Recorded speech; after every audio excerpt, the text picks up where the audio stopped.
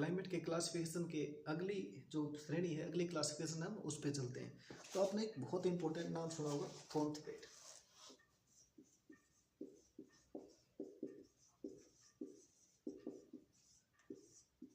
1948 में इसने सबसे पहले महत्वपूर्ण क्लासिफिकेशन करी क्लाइमेट की। किसके आधार पे? वाटर बैलेंस के आधार पे। और वाटर बैलेंस के आधार पे की तो इसने मॉइस्चर जो इंडेक्स है उसके ऊपर भी काम किया। तो बहुत अच्छी क्लासिफिकेशन है ये, और पेपर में कई बार इसके बारे में क्वेश्चन पूछे जाते हैं। तो इसने जो थॉर्नथवेट ने क्लाइमेट को 5 भागों में बांटा, 1 2 3 4 5। इसको नाम दिया इन्होंने A B C D E। जैसे हम भी क्लास में देते हैं अपने, जब चेकिंग करते हैं तो A grade B C D E। A का मतलब सबसे निकर्मा, यानी उसके पास सबसे कम ज्ञान होगा, सबसे कम काम करा हुआ। तो इसके पास जहाँ सबसे कम मॉइस्चर होगा वो क्या कहलाएगा? हमारा ई श्रेणी में आएगा, और इसको हम एरिड रीजन बोलते हैं। उसके बाद थोड़े से ठीक डी ग्रेड होगी, वो और अच्छी होगी। इसका मतलब उसके अंदर अब मॉइस्चर है थोड़ा सा। तो ऐसी क्लाइमेट में क्या होगा? सेमी एरिड कहलाएगा। फिर थोड़ा सा और टेम्परेचर होगा, मॉइस्चर की अवेलेबिलिटी बढ़ेगी, तो ऐसे में क्या होगा? सब ह्यूमिड।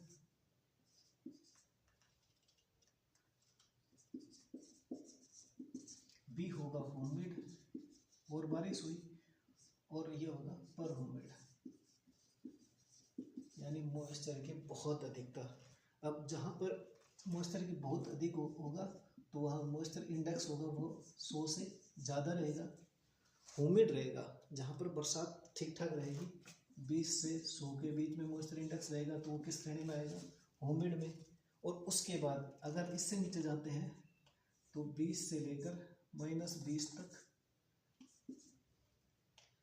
-20 से लेके -40 तक, और -40 से लेके, या -40 से आप ऊपर भी कहते हैं इसको, -60 तक जो जाएगा वो क्या कहलाएगा? एरिड क्लाइमेट कहलाएगा। अब इसमें एक चीज़ और बात जो गंभीरता से सोचने वाली, क्वेश्चन अगर यूँ आता है तो बहुत जनरल सी बात है, आप देख के बता दो कि अगर 20 से 20 के -20 का है तो वहाँ पर मॉइस्चर की स्ट्रेस नहीं रहेगी, और वो सब ह्यूमिड रीजन कहलाएगा। सेमी एरिड कहलाएगा अगर 20 से 40 के बीच में माइनस में।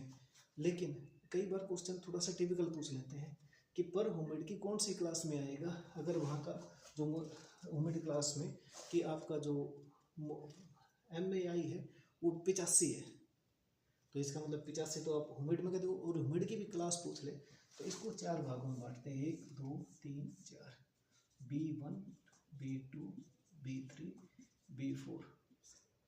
पहले 20 से 40, 40 से 60, 60 से 80, और 80 से 100। अब आप तक कोई सी भी MI की रेंज दे, आप बता दोगे कि आपके जो एरिया है वो ह्यूमिड के कौन सी क्लास में आएगा। एक क्लासिफिकेशन और आती है सब ह्यूमिड में। सब ह्यूमिड का मतलब जहाँ थोड़ी सी ड्राइनेस भी हो और थोड़ा सा मॉइस्चर भी हो। तो इसको भी 2 भागों में बांटते हैं हम मॉइस्ट सब ह्यूमिड और ड्राई सब ह्यूमिड। ये ड्राई आ गया तो इसका मतलब किसका रोल होगा? -20 का, -20 से लेके 0 तक, और मॉइस्ट रहेगा तो 0 से लेके 20 तक मॉइस्चर इंडेक्स रहेगा, तो वो क्लासिफिकेशन आएगी। इसके बाद एक अच्छी बहुत महत्वपूर्ण क्लासिफिकेशन और आती है, वो भी हम पढ़ते हैं।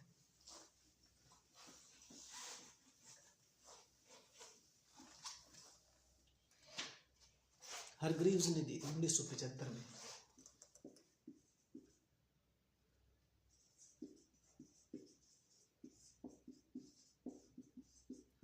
इसने भी सिमिलर वाटर बैलेंस का ही काम किया, लेकिन इसने जो मेन बात करी वो मॉइस्चर के डेफिसिट के ऊपर डिस्कशन किया। मॉइस्चर डेफिसिट के आधार पे इसने क्लाइमेट का क्लासिफिकेशन किया। उस थॉर्नथवेट ने किस पे किया था? वाटर बैलेंस के ऊपर। इसने किस पे किया? मॉइस्चर डेफिसिट के ऊपर। इसने भी क्लाइमेट को 5 भागों में बांट दिया, 1 2 3 4 5। किसके आधार पर बांटा इसने? Moisture availability index. अब मॉइस्चर अवेलेबिलिटी इंडेक्स का मतलब क्या होगी? मॉइस्चर कितना अवेलेबल था ग्रोइंग सीजन में, वो क्या बात करें। मॉइस्चर अवेलेबल का मतलब प्रेसिपिटेशन बटे में क्या, मॉइस्चर कब अवेलेबल होगा?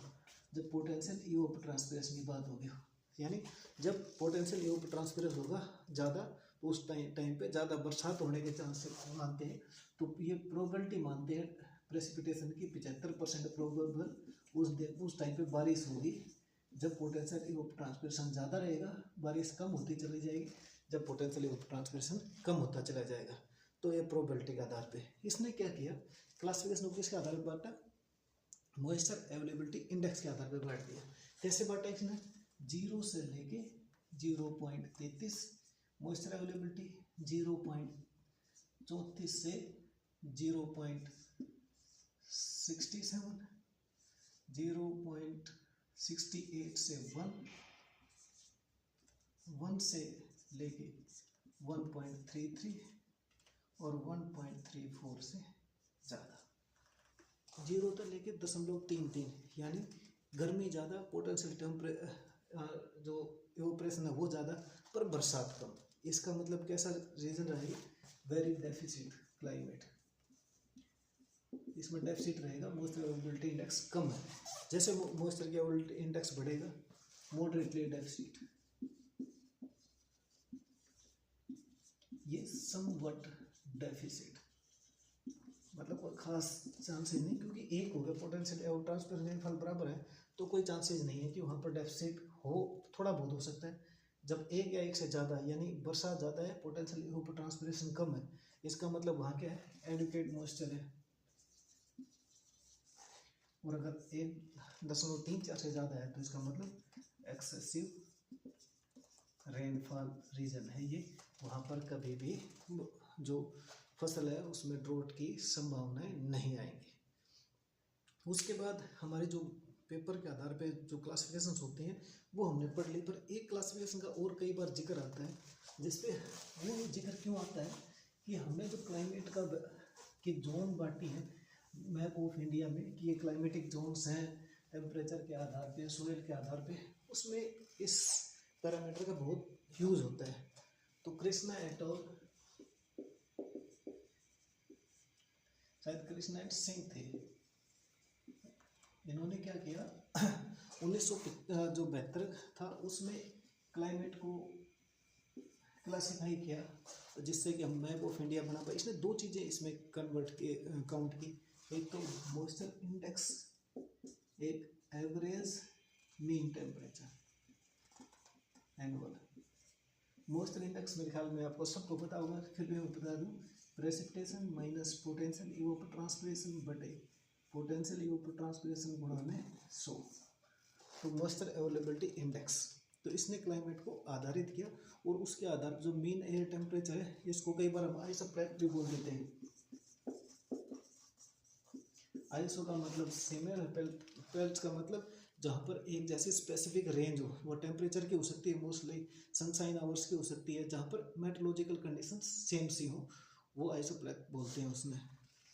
अब इसने जब हमारे मैप ऑफ इंडिया जो बनेगा उसको डिमार्केट करने में बड़ी हेल्प करी, तो इसने हमारे इंडिया को 8 भागों में बांट दिया।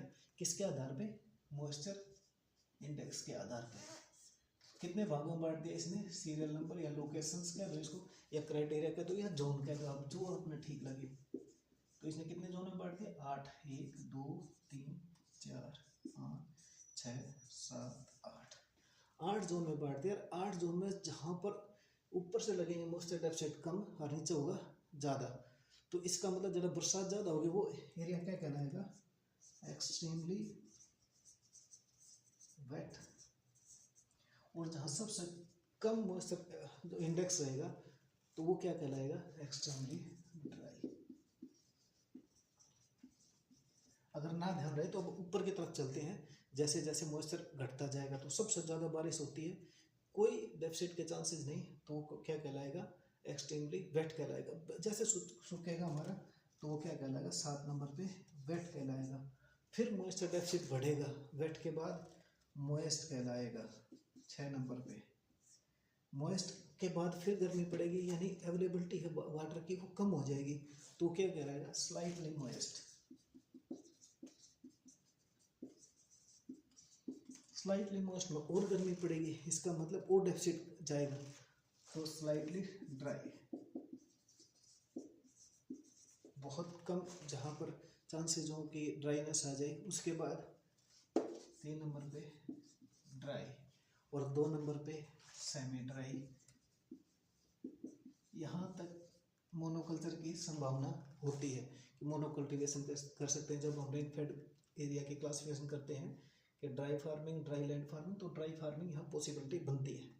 उसके बाद आती है कि मॉइस्चर इंडेक्स जो इसने बताया, यू कितना होगा मॉइस्चर इंडेक्स, एक्सट्रीमली ड्राई यानी बहुत सारी ड्राइनेस, -80। -80 जहाँ होगा इसका मतलब वो एक्सट्रीमली ड्राई है। -80 से लेकर -60 तक तो सेमी ड्राई यानी मॉइस्चर की अवेलेबिलिटी थोड़े टाइम के लिए है वहाँ। -60 से लेकर -40 तक अगर वो है तो ड्राई क्लाइमेट कंडीशंस है, वहाँ पर कुछ संभावनाएं हमारी मैनेजमेंट प्रैक्टिस के आधार पे कर सकते हैं। उसके बाद आता है -40 से -20। अब 20 के बाद थोड़ी सी चीज़ें बदल जाती हैं, -20 से लेके 0 तक यानी ये स्लाइटली मोइस्ट है। यहाँ पर आप डबल क्रॉपिंग तक जाने की संभावना रहते हैं, वेजिटेशन आपको यहाँ अच्छे मिलेगी। और उसके बाद क्या बारिश बढ़ जाती है यानी मॉइस्चर बढ़ेगा, तो 0 से लेकर 50 तक अगर ये मॉइस्चर इंडेक्स आता है, इसका मतलब वहाँ किसी प्रकार की कोई दिक्कत नहीं है। 50 से लेकर अगर 100 तक जाता है तो क्या रहेगा, हमारा वेट कंडीशंस रहेंगी और एक्सट्रीमली वेट रहेगा जहाँ 100 से ज़्यादा मॉइस्चर का इंडेक्स चला जाता है, उल्टी इंडेक्स चला जाता है। तो इस प्रकार से जो कृष्णा एंड सिंह ने 1972 पे मैप ऑफ इंडिया में डिमार्केशन के लिए जो चीज़ें दी, तो उसमें पहला था मॉइस्चर इंडेक्स और दूसरा था टेम्परेचर के आधार पे। तो हमने दो चीज़ें डिस्कस की थी, मेन एनुअल टेम्परेचर और मॉइस्चर इंडेक्स। तो जो एवरेज टेम्परेचर था उसके आधार पे इन्होंने मैप जो इंडिया का था उसको फिर डिवाइड किया 5 बेल्ट में, मेन एनुअल टेम्परेचर के आधार पे। बेल्ट ए, बी, सी, डी और ई। बेल्ट ए, बी, सी, डी, ई इन्होंने नाम दिया और ये टेम्परेचर को बढ़ते क्रम में इन्होंने लिखा, जहाँ टेम्परेचर जो टेम्परेचर जहाँ कोल्ड रीजन रहेगा 10 डिग्री सेंटीग्रेड से नीचे रहे। दूसरा 10 से लेकर 20 के बीच में डिग्री सेंटीग्रेड, और थोड़ा टेम्परेचर बढ़ेगा 20 से